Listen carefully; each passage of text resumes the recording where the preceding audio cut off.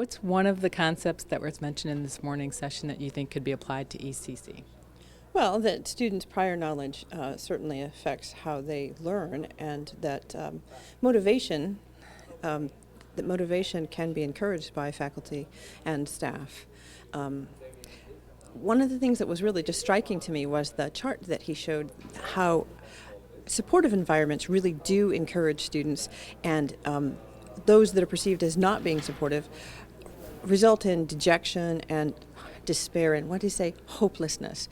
And that really just struck a chord in me, and that the research supports that that how important it is to create a nurturing environment, not one that lowers standards by any means, and he repeated that several times, but one that creates an environment where faculty and staff are perceived as being accessible and helping rather than punishing. I thought those were really good things to take away. The good news is that students develop further and to become contextual and conceptually more sophisticated after their fourth year when they get out into the world. So our efforts to do more service learning, to bring students more study abroad opportunities, which we have been doing, and to develop internship opportunities, gives us an opportunity to foster that kind of contextual development earlier, maybe before the fourth year of college.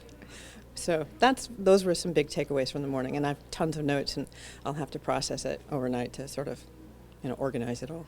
The rules of the game are really changing, and we have to spend a lot of time across, I think, all of our content areas helping students understand how it's different and how do you take responsibility and how do you reflect on your own learning.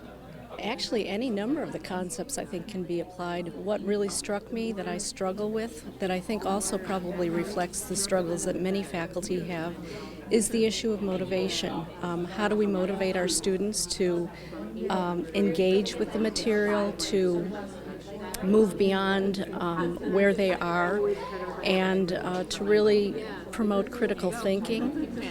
I would also say the notion of mastery. I was intrigued by that because I like when he talked about how we are the experts and we need to move our students along to these different levels. And from where they are, the notion of mastery and being very conscious of what that entails and how you actually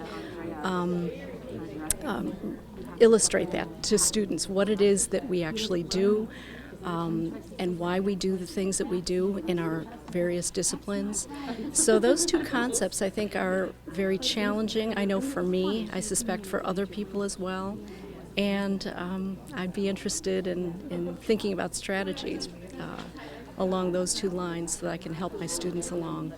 I would like to motivate my students so that they take interest in their subject, whatever I teach them. So motivation will be the first thing that I will do. I took this workshop from a little bit of a different angle. I took it beyond just the student level and looked at how I can collaborate with my colleagues a little bit more, and how in our department we're a lot about compliance. There's a lot of things that we have to do institutionally to be compliant with state standards, curriculum standards, assessment standards. But what I took away is that I can actually provide I can use education to provide a foundation for our faculty to find the value and to find the motivation to complete some of these assessments of their programs or of their curriculum, and so it has more meaning for them, and that it's not just a compliance thing, that it's something that I need to kind of build foundationally with them. Honestly, I think all of the concepts could be. This has been fantastic this morning, but one thing that really stands out for me is motivation.